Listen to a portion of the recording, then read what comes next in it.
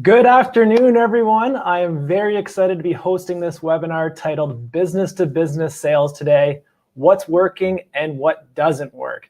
We're obviously all here for a reason. We're probably in sales. We probably have some of the answers, but we're probably looking for a lot of the answers.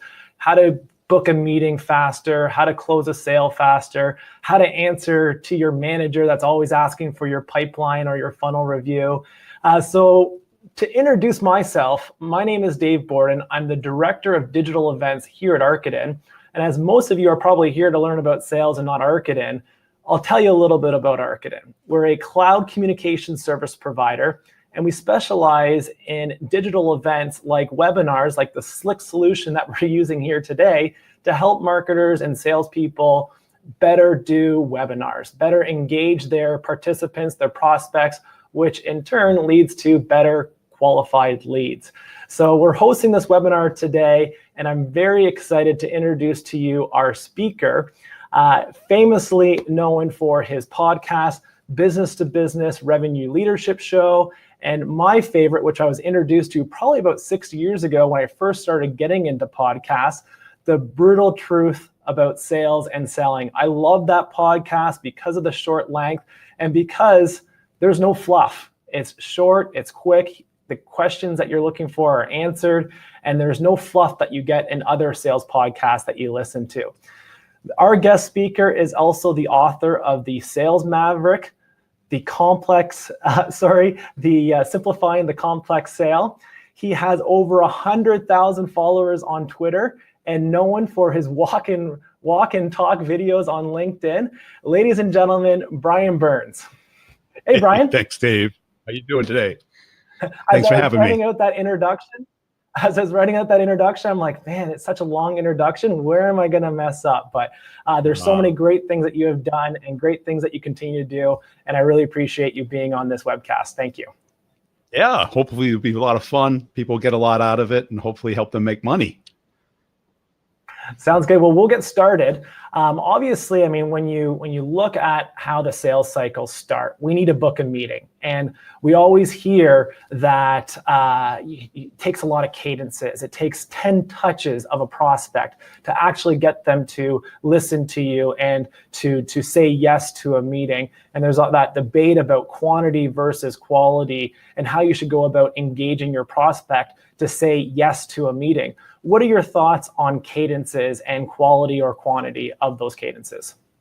Well, I think they've kind of gone mad in the recent couple of years. What I've seen today and what I hear, and I actually have a bunch of people in my courses that show me their cadences. And I think there's too much, too fast, and it's all about them and how great their product is. I think so many of the things that we're selling today are time-based. You got to hit people at the right time. And you got to be super careful to build that relationship, because if you go too fast, what ends up happening is you get put in the rep zone. And once you're in the rep zone, meaning they know who you are, they know what you want, and they just kind of block you off. So I think it's true that you do need to stay in touch with people to move them along a process, but I think you can't be asking for a meeting right off the bat. I think you have to connect with them, start a conversation with them, talk to them about what they care about. And I don't mean your product. I mean what they care about from their role, and show what you have in common, who you have in common. Why would they care and spend the time to talk with you? I think what I call start a conversation, get the meeting, not get the meeting, then start a conversation. I think people have it backwards. And, I see these 16 touches in 16 days and you just get blocked. And I think it's counterproductive. I don't know how you feel. Speaking of getting... Well, it's interesting because this was one of the questions, and for everyone else to know, the questions that we're asking today are actually real questions that we've asked our company, our sales reps. What questions would you have for Brian if you had a chance to ask them? And there's also questions that came in from the live audience that have registered for the questions. And this question was probably asked by about 3 or 4 different reps. And Andrew Keeney wrote, that, Brian, in your podcast, you talk a lot about cold emailing, cold calling, but making those reaches more conversational and not a bunch of me marketing material. He wants to know, and there's also someone by the name of Max who wants to learn how to be more consulty and less salesy. And I think I looked at consulty, it's not actually a word, but he wants to know how to be more consulty and not salesy. But they want to know what type of opening sentences, how do you right away get that prospect, whether you're talking to them or emailing them, in that first 2 or 3 sentences, how do you get them to warm up to you? In the same way you do in person. Now, if you and I were to meet at a party or at a trade show, say a professional environment, I wouldn't go up to you, hand you my business card, and explain the benefits of what I do, right? I would say, hey, Dave, I'm Brian. How you doing, man? This is a pretty good event. We talk about what we have in common. We put a big smile on our face like you just did. And what does a smile say? That means I'm just a friendly guy. Let's start a conversation. Let's not, hey, can I get a half hour of your time later? You're like, no. Yeah. We're starting too fast, I think. And I think we've been trained because we were used to like getting leads. And that person knew who we were. They knew what we did. So you had kind of some of the know and like, and some of the trust built already. And we were just rushing to get to the meeting. But when you're doing cold outreach, they may not know who you are. They may never have heard of your company or your product. And they picked up the phone hoping it was anybody but a salesperson, right? Or opening the email and just, oh no, not another spam. Because that's how they look at it. They look at it as spam, right? But if somebody gives you a gift, right, you love them. Have you ever moved into a new neighborhood and somebody's nice enough to bring over a cake? Even if you don't like cake, you're like, wow, that's sweet. That's really nice. What a nice gesture. Yeah. Yeah. Or just helping you out if you need something. So how does that translate? Well, that requires a little bit of research, a little bit of creativity, a little bit of networking so that you don't come across as a salesperson taking something. You come across as a person connecting with them, talking about what they care about. What about subject lines? Well, what subject lines would you open? Would you like, you want to hear something nice, right? Something unthreatening, non-asking. Yeah, we've always used, appropriate person. Can you guide me? Direction, or quick question. Something that doesn't look like Arcadin Solutions or Arcadin this. It's really just asking them for help in what you're trying to do. Everyone's doing a job. Can you help me with my job? I might be able to help you with yours. That's what we do. Yeah, I mean, if it works, it works. Don't change it. But if it doesn't work, talk about what they would care about. News about them, news about their company. Hey, I just noticed this. Wow, I just found out about that. Like if I was trying to get a CEO on the podcast, I would search iTunes. I'd find a podcast he was on or she was on. And I say, hey, I just listened to your podcast on this guy's show, this lady's show. You mentioned this thing. I really found that interesting. Done. No ask. Why? Because you go from unknown to known. Yeah, we find as much as you can customize that first line, that second line, I've done some research. I noticed you've held responsibilities in hosting podcasts and putting on sales seminars, and you've done a really great job at this.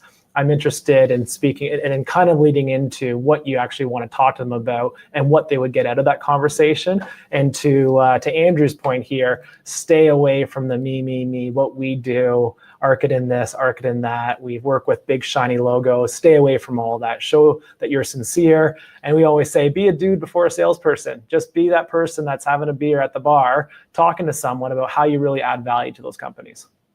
Right, because the objective is to become known and liked and trusted. It's not just to get a meeting, because if you're asking for a meeting, you're not going to get it. How many meeting requests do you get a day? You know, it's like the number. I wish I got a lot. Maybe you do. Well, mine are completely unpaid. So I get like 15. Hey, love the podcast. Do you have a half hour to help me with my career? Right. And it's like, yeah, if I did that all day, I'd have no time to do anything. Right. The next question is somewhat similar, but we're talking about maybe down maybe in the middle of the sales cycle where, you know, we've met with them, they understand what we do, we understand their business challenges, but now it's just really about them getting to trust us and getting them to have confidence that we aren't just salespeople, that we truly feel that we want to help and that we can help with what we're trying to sell them. So how can we get that confidence and trust faster? Because often this is what delays the sales cycle and makes it long, because they just don't trust us. They don't have confidence that we can actually do what we say we're going to do. Right. And this goes back to the velocity type of sale that everyone is touting. Now, some companies have velocity. They have a great brand. The brand is well established. They're a market leader and they can move fast. But the rest of us mere mortals don't have that velocity. We're not known. We're not proven. We're a new entity. So how do you build trust? You build trust by showing more interest in them than you do in yourself. Meaning that you're just not looking to give a presentation, demo, proposal, negotiate, close. Deals just don't work that way unless you're in the tornado. If you're not in the tornado, then you have to, demonstrate the product, talk to them, come up with more reasons to stay engaged with them, really get them to use the product, play with the product, talk to other customers, have a reason to have that second, third, fourth date with them, find out what they care about, prove that the product does what they want. Don't be in a rush to give them a proposal, and actually hold off on giving them a proposal until they really have expressed that they're comfortable with the product. And I think people are moving way too fast. I can't agree more with the proposal comment. I mean, we'll have meetings and, right after the meeting, the rep's like, let's send pricing. Or, let's send a proposal. I'm like, they haven't seen value yet. We haven't even done a demo. We haven't really, I'm not even confident if I want to sell them something yet, because I'm not sure if we can help them. And until then, we're going to hold off on a proposal. Let them ask for proposal. Let them want to have the pricing. If we're sending pricing without them asking for pricing, or without them trying to get us off the phone by asking for pricing, then we need to really slow it down and be more aligned with what they're actually probably looking for us to do. Yeah, because that's actually where the deal goes to die. Because now once they have pricing, what else do they need? Right? And why else would they engage with you? Yeah, because exactly. With the sales cycle and that confidence and trust, the other thing that we often get, and again, this is a question that not only came from one sales rep, but it was asked probably by about 3 or 4 sales reps that are attending this webinar, but asked in a different way. And that is, you're speaking to a customer, you maybe have found a couple hiccups to their solution, a couple challenges, but they're still resistant to changing, because at the end of the day, the CEO isn't begging for a new solution. The CIO really doesn't even know that they're meeting with you, and they don't care to fix something if it's not broken. So the challenger sale, and I think most of us know your opinion on the challenger sale, but they tell us to install insight, to provide a unique perception on the solution, to kind of open up their eyes to something that if they don't buy, their business is going to go under. How do you suggest sales reps to get people to be more open to change when you're stuck in that it's not broke, why fix it phase? Well, then you have to break it. You have to explain that things have changed. So whatever you're selling, you have to describe, well, you may be comfortable with it today, but there's a tsunami of change that's coming. That you're going to get caught with this legacy situation, and how's that going to reflect on you and the impact that's going to have on the business? Wouldn't it make more sense to explore this, to at least cover yourself so that you have this option if you need it, and to understand the type of capabilities that you would have? Certainly in the sales space, you always have it. It's like, are you, your competitor, have you won every deal? And everyone says, oh, we win every deal. I go, well, then why are they the same size as you? They won some deals, right? Right. And all of a sudden they're like, well, they had a cousin over there. And I go, you didn't have a cousin over there? Yeah. There's always some excuse, but there's always competition and the fear of missing out, because we all want to be, the most advanced company out there. We want to have a competitive advantage, and we want to be seen how this product can help our career. So just a question, maybe not a question, but for everyone, I think we've got lots of viewers right now. It's a great turnout. We want to start seeing some questions. So as Brian and I are maybe going back and forth, let us know about your comments. What do you like for the question that we're talking about? What do you use for subject lines? We're all sales reps. Let's start exchanging in that chat box. Let's get this webinar a little bit more engaging so we can answer some questions that you guys have throughout the webinar. We do have a live question on video that I'm about to queue up, and his name is Cal. He's from Toronto, so I'll bring him into the scene here to ask his question. Hey, what's going on, Brian? Happy to be here. Thanks for having me. How you doing, yeah, man? so I'm good, man. So question for you. Let me start with a bit of a backstory. So let's say you have a fantastic client meeting. You successfully uncover key challenges, including challenges they didn't even know they had. You send a fantastic follow-up email, you feel really great about yourself, and you have concrete next steps.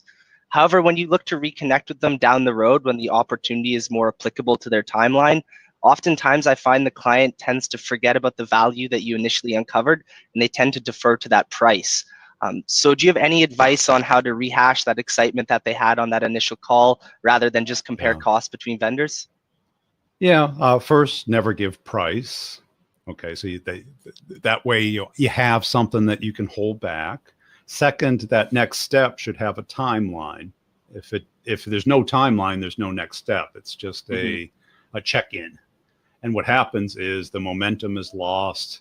They have other priorities. They've started looking at other things. They got their own job to do. And we have to understand but they're buying your product or evaluating your product is just one of the many things that they have to do. So if they're active, if they really want to solve this problem, even if it's a month out, have a date set for that meeting.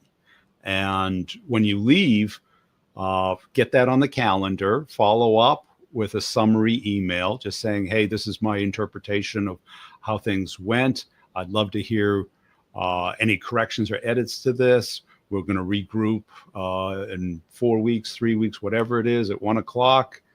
That way you have momentum with the deal. The problem with the complex sale is it's complex.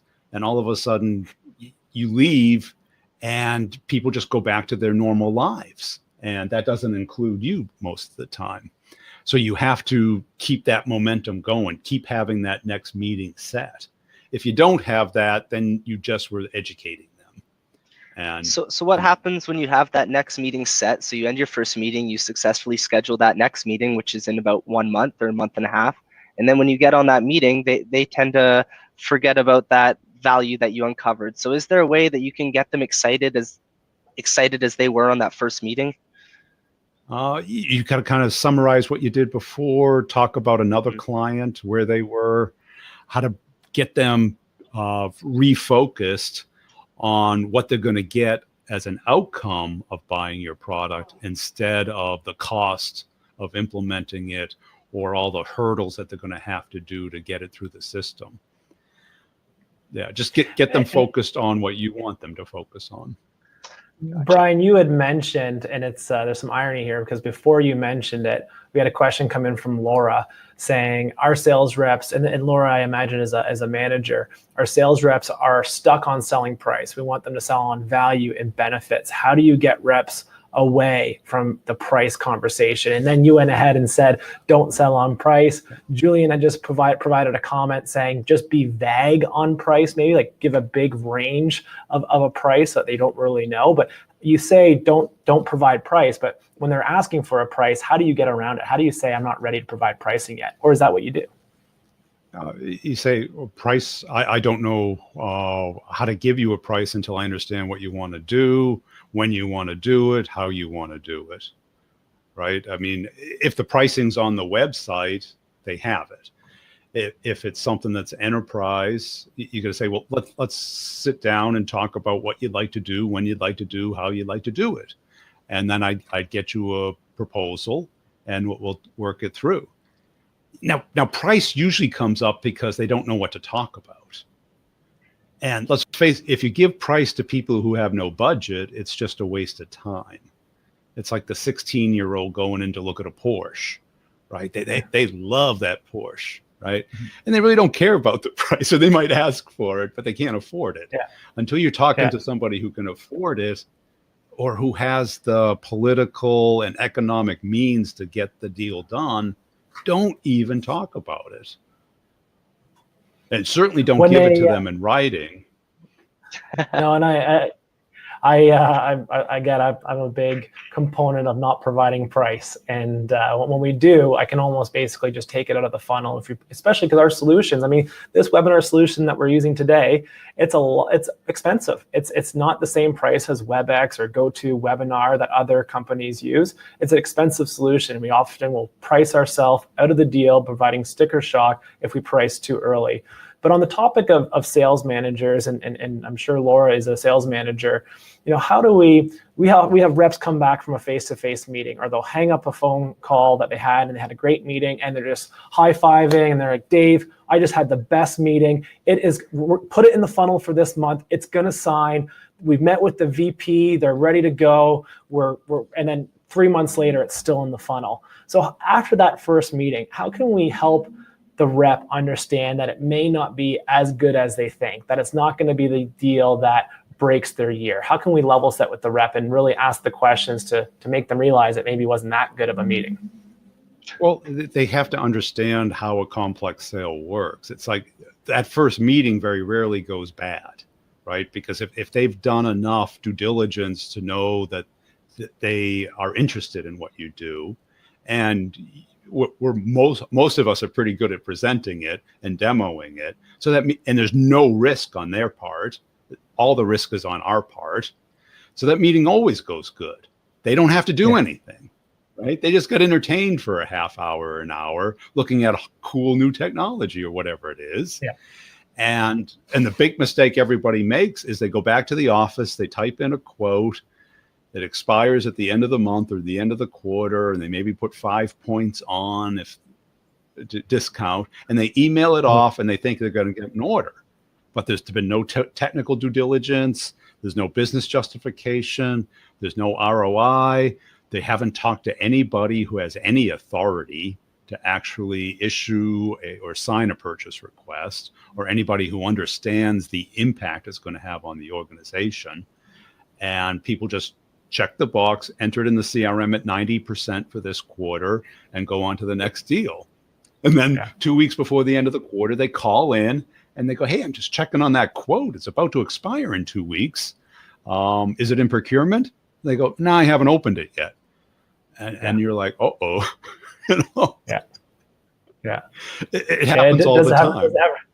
Does it have red lines? Oh, I haven't sent them the agreement yet. Okay, well, if you haven't sent the agreement, it doesn't have red lines. Are you sure it's going to close this month?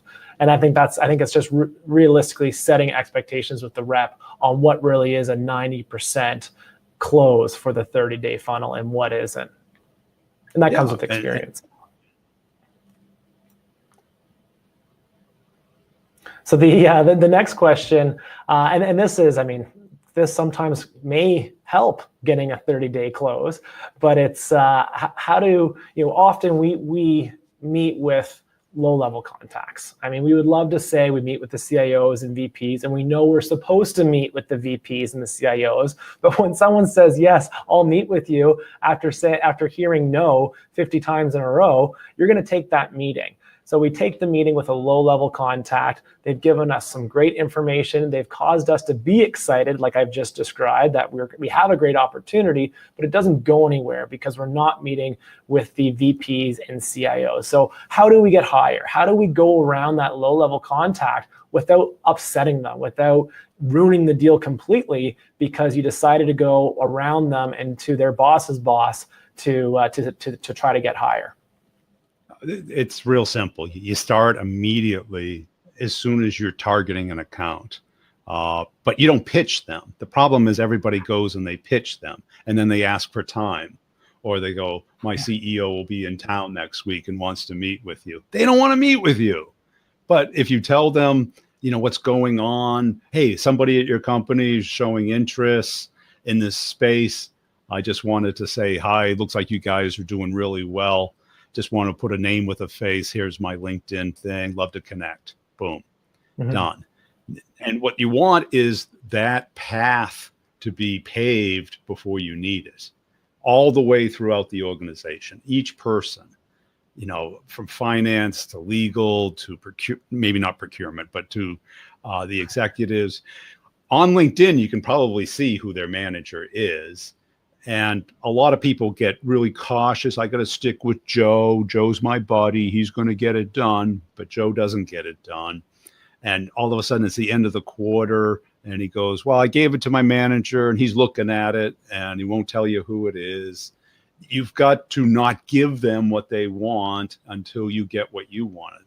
And not in a quid pro quo sense, but in a, hey, we're partners in crime. We're trying to get this change done. You want a product, we have a product. You want great pricing, you want great support. We want to give you great pricing, great support. Let's work together. This is what has to happen to get a deal done. And try and get their buy-in to work with you. Yeah. It's a tough one again. And I think what I've tried to coach reps is, if you are going around your contact to go higher up or to get someone else to go wider and deeper in the organization involved, and asking your contact is just going to result in a no, don't do that, or he won't be interested, what I suggest is provide a very nice compliment about your contact, about your low-level contact, and say, hey, I met with Brian. What a fantastic asset that Brian is to your company. He definitely knows his podcast. He knows, how to sell. He knows his seminars are fantastic.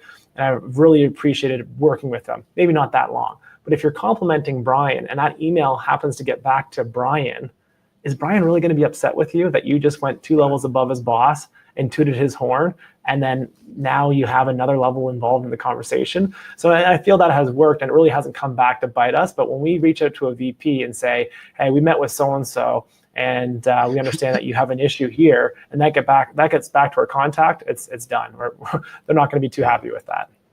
Right. And as long as you're not asking for something. Yeah. If you're just connecting with them, just introducing yourself, just making them aware of what's going, not really the details about what's going on, or even have your manager do it. Just say, looks like you got a great team there. Yeah, I understand so-and-so is meeting with so-and-so. I wanted to introduce myself and provide executive alignment on this opportunity that we're engaged on today. Tony, he just asked a question. Looks like another sales manager with helping his guys, his team, get past that tough gatekeeper, the one that always picks up the phone, and when you're cold calling them, she won't let you get to that person. It's leaving a message, and he likes to teach his team to ask for a specific person on LinkedIn versus someone that handles the network. So that's a clear indication of the first step is asking for the right person. But is it wise to ask the gatekeeper for who the best person is to speak with and to see if they're able to open up maybe who you can be connected with, or should you always be asking for a person's name? Today, everybody's visible on the internet. If you're calling into, whatever title, put the company name in and Google it. Right. Yeah. You don't even need LinkedIn Navigator to do that. Right. On Navigator, you can you can map out the whole account on Navigator. And If you can't, go to every website. As soon as you go to every website, the little chat box comes up, and you go, "Hey, I read your blog. Who authored that?" Right? Yep. And every author of every blog loves to hear that someone read their blog. Loves you to be work recognized. your way up. Boom, boom, boom, boom. Yeah. You know, the days of paying attention to any gatekeepers it just doesn't make sense anymore, because you can get up into an organization very fast. Yeah, You know, I agree. and there's so many people who produce content out there that no one pays any attention to. If they hear that you read it, listened to it, watched it, just don't ask for anything, right? Because then you become seen as somebody useful, somebody in the community, somebody who just is interested. Because you want to start a conversation. You're not going to get an order from a cold call. I do find when I make the cold email or cold call to a VP or higher, and I've noticed on LinkedIn that he's posted an article, or I've Googled his name and I've gone to the news section to see where his name has been mentioned in the news, so that in my email or call, I reference that article I read. And I haven't been called out on actually reading the entire article, but sometimes I am nervous if it's an article I really don't understand, bringing up that article to show that I've read it and I'm interested, in case they start asking me questions on it. So I am careful when I do mention articles that people have written to make sure I've actually read it. So we obviously have a lot of sales reps, and we have quite a bit of sales managers on this webinar. And the next question is going to hit home with both of them. And that is the word that reps hate hearing and the word that managers love saying, and that is KPI. So the KPIs that reps have, I mean, there's a lot of them. Sometimes managers will have so many KPIs for their reps that reps really just don't understand which ones they should pay attention to and which ones are really going to help them bring in a big commission check. So what is your opinion, unfiltered Brian Burns opinion, on KPIs when it comes to which ones are really working and which ones you should pay attention to? Right. I mean, I think we've gone mad in this area. I think as soon as managers were given a dashboard, they started looking at the dashboard instead of looking at the reps. And the KPI that matters is revenue. That's what the manager gets comped on. That's what the reps get comped on. Some get comped on meetings. But if you comp on meetings, they're incentivized to get the easiest meetings possible, not the best meetings possible. Yeah. So, you know, we're all coin operated. You'll get what you reward. And I'm thinking that this is the year that KPIs are going to change from K to Q, meaning quality-based KPIs. How well did the call go? What was your talk to listen ratio? How engaged were your questions? Did you have a next step scheduled, or are you just following up in a couple of weeks? And then did you just blurt out the price? Did you send a quote without talking to anybody else? Do you know their manager? Have you got an introduction? Do they know how we're different than the competition? Who is the competition? What's their timeline? What's driving it backwards from that timeline? Why would they do it by the end of the quarter versus the end of the year versus the end of time? Why? All of those things. And I think that the dashboard has really destroyed that relationship between the reps and the managers. Because all of a sudden the leaderboard, they look at the leaderboard instead of their commission check. And the correlations aren't very tight. And they're too easy to game. You know, anyone can send out a number of emails, make a number of calls. It's quality that you want. But of course, you do have to have activity. Yeah, exactly. Well, yeah, if you're throwing, I actually sent out an email this morning where after speaking with you these last couple of weeks, and I'm definitely understanding as a manager quality over quantity. So I'm trying to change my coaching behavior to make sure that quality is also important. But when you're throwing up donuts, there's no such thing as quality or quantity. So you have to have some quantity in order for the quality to actually make sense. But you did mention, following up in a couple of weeks, and that's often a step that sales reps get stuck on because all of a sudden it's the radio silence. And you've done multiple podcasts on radio silence. And Jonah brought it up what has been the most effective way to have a client re-engage if they've gone dark between steps? How do you get that client to actually be interested after you've sent them 3 or 4 emails and they're still not responding? Well, they're interested in one of two things, either curiosity or utility. So you have to, create that curiosity. Hey, I wanted to get back to you about this new feature. I'll be here until 5. Everything has to have a deadline in sales. This is business. This is not fun. This is we're working towards something. Everyone's lying. Customers lie more than any sales rep in the world. And what happens is salespeople love to hear it because they think it's the truth. And they don't find out it's a lie until the 2 weeks go up and they're like, hey, we were getting along so good, right? Yeah. You have to have a deadline. If you don't have that deadline, you don't have something on the calendar. And when they're wiggling and they won't commit, that means they don't care. That means they are going radio silent on you in 2 weeks and you just don't want to hear it. And sales is a prevention profession. All of these questions are repair questions. None of these are prevention questions, right? Because everyone's in the ditch and they go, how do I get my car out of the ditch? Well, the easy answer is don't drive it in the ditch. Okay, so how do you not drive it in the ditch? They're going to go radio silent 80% of the time. Yeah.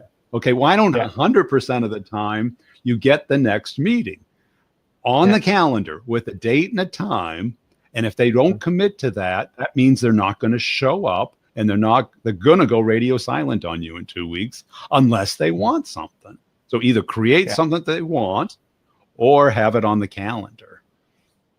And if it's in the ditch, so go for it. Finish your thought. Yeah, if it's in the ditch, then you got to come up with some utility thing that they want, a new capability of answering a question, something that they're going to run into if they don't call you back, just a curiosity, and give them a deadline. Hey, get back to me by 5, or otherwise I'll assume you're not interested. Or they're not interested. Or the timing, because our time is real tight. Our time is monthly, quarterly, annually. Their time is whenever it works for them, right? They don't have the same deadlines. And sometimes it's fine to say no. And if you're following up 9 times, it's fine to say, it's not a deal. Hey, look, it's not a deal. Just tell me no. Just tell me you're not interested, and I'll move on. It's not like you're breaking up with me in a marriage. I mean, this is just a sales cycle, and I can move on to better and bigger things. We have our last question from our video member. So I'm going to bring in Abe. Hey, Abe, you there? Hey, Dave. Hey, Brian. Hey, Abe. Go ahead and ask your question, Abe. Yeah, so Brian, first of all, big fan of yours on LinkedIn. Follow all your videos. So my question for you, Brian, is it's a new sales world. It's a new sales world that we're all playing in, right? Buyers are more educated than ever before. Social selling seems to be all the rage, right? Everyone's talking about social selling. What do you see as the best way to utilize social platforms to passively build a following of interested prospects without coming across as constantly selling? Right. So take LinkedIn, for example, right?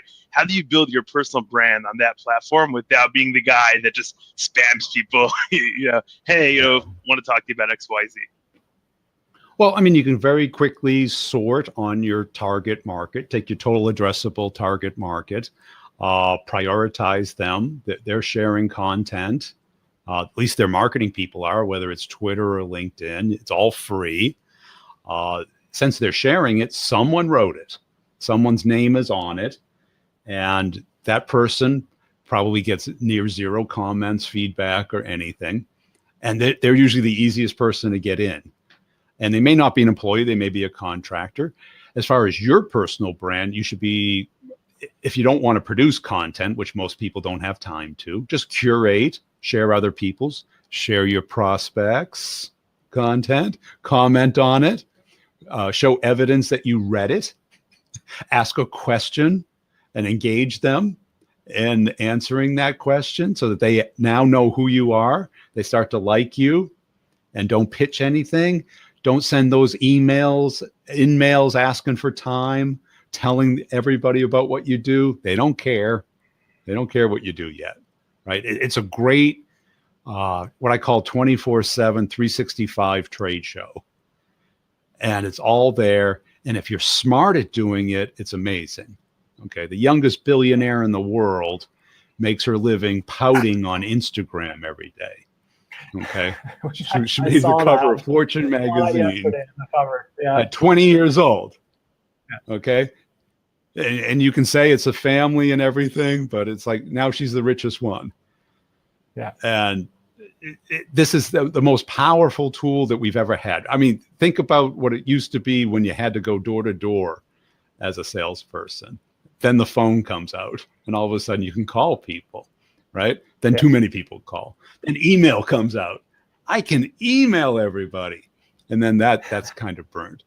I mean, social still hasn't been completely burnt yet. I mean, there's a lot of people who are trying to burn it. But I mean, I'd go real slow. Think about giving. Think about it as the handshake, the hello, the wave before the sales conversation starts. Interesting. Cool. So Thanks for your it's just question. a way to. Yeah. Thank you. Do you have a follow-up question? No, that's perfect. All right, thanks. Look forward to commuting with Abe on Fridays in your social videos. Thank you. So I think we have one or two more questions. And the next question is, I think, again, one that we got a couple times. And it has to do with the preparation before your meeting with someone. So you've taken the time to book that meeting, you put the energy into the meeting, and now obviously you want to research for the meeting. There's often, sometimes the rep that will research the entire day and waste a day of prospecting. There's the rep that won't do any research and make himself or herself look like an idiot on the first meeting when they don't even know how the company makes money. What is the right level of research that a sales rep should do before that first meeting that they're having with the prospect? And what are some tools out there that you would suggest? Well, I mean, that's it. That has definitely changed. It used to be that we could spend 15 minutes asking situation questions, right? Like, how big is the company? How long you've been here? What do you do? You can't ask people what they do anymore. They expect you to show up knowing what they do, knowing if they're growing or they're shrinking, who they compete against, what they care about, what their key initiatives are. And there's just no excuse anymore. I mean, you can go to their website, hit the news tab, Google their name, hit the news tab, and you can see everything that you need within 15 or 20 minutes. It's just not hard anymore. And the people who don't do it, you're just going to pay the price, because how much time do you have? Let's say you have an hour with them. If you're not spending that last 20 minutes talking about the next steps, instead of, send us a quote, right? It's not going to go anywhere. You're spending 15 minutes talking about what are they up to? Tell us about yourself. You should know exactly what they're going to care about. It's just too easy. Yeah, that's the thing. I mean, I think my view is know how the company makes money, know what they do to make themselves competitive, and know about your contact's responsibilities. I mean, it's, like you said, the information's right in front of us. If their LinkedIn says that they're responsible for X, Y, and Z, try to talk about X, Y, and Z, because that's what they're responsible for. Share stories with another contact that you have, another prospect that has the same responsibilities, and how you've helped them. And I think that's often the research that you really only need to do. But when you're not doing any research, it's tough. Right. You know exactly how long they've had the job, where they went to school, how you're possibly connecting, where they used to work, who you might know in common, right? What they care about. You can go on their Facebook page and see the pictures of their kids, their dog, their cousin, their nephew, right? You go on I've Instagram. been known to go to prospects' Facebook. It is, it's creepy. It's scary. And it is scary, but for a couple of those pictures that aren't private, it really helps you understand them, and it makes you feel a little bit more warmer to have a conversation with them and not just pitching them. I agree with you. I mean, you want to spend another 10 minutes, go to Spokeo. You can find out how they voted, how many kids they have, how much they paid for their house, how far the commute is. Wow. It's scary what you can find out today. Yeah, the research could get a little creepy. We don't want anyone Snapchatting. You don't want to bring it up, but you Yeah. can understand where they are in life. Well, we've maintained, I think we've dropped 2 participants from the very beginning of the webinar, which has been fantastic. It definitely shows that the webinar is engaging. And the last question we have, and it's a question that I've always wondered too, is in your LinkedIn videos, when you're walking down the street, do you have a device that is like magically filming in front of you, or is there someone walking backwards and taking that video of you as you're walking? That's my cameraman Mario. No, it's a selfie stick. Okay, because one of your videos did reference a cameraman. I'm like, there's no way someone's walking backwards in these videos. I'm known to exaggerate. Yeah. Well, I got a $10 selfie Bluetooth remote.